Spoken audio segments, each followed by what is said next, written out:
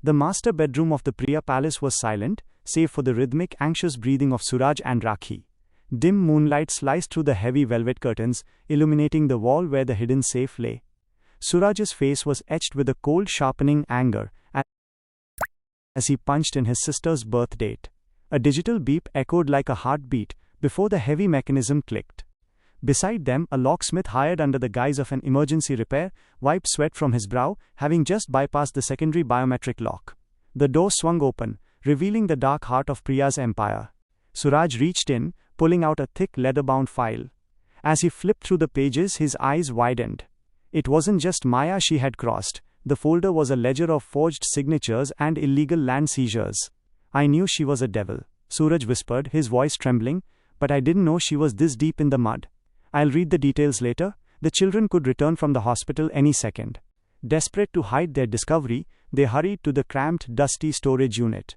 They shoved the file into a heavy wooden box, burying it beneath layers of moth-eaten linens.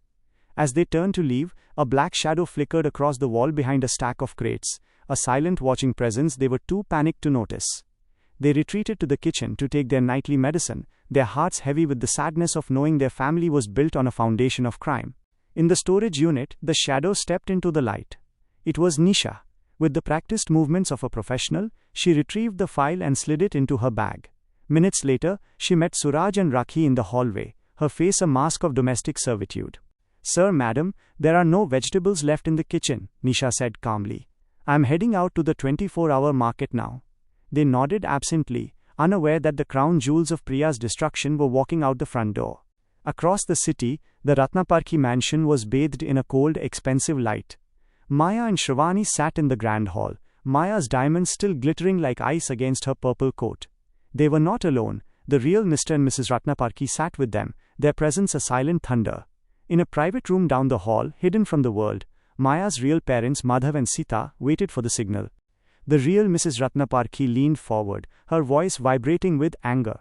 "That woman actually tried to insult us in our own name? She thought she could use our status to crush a boutique girl and get away with it? We thought we were dead to this city, but tonight proved Priya Oberoi is the one whose time has died."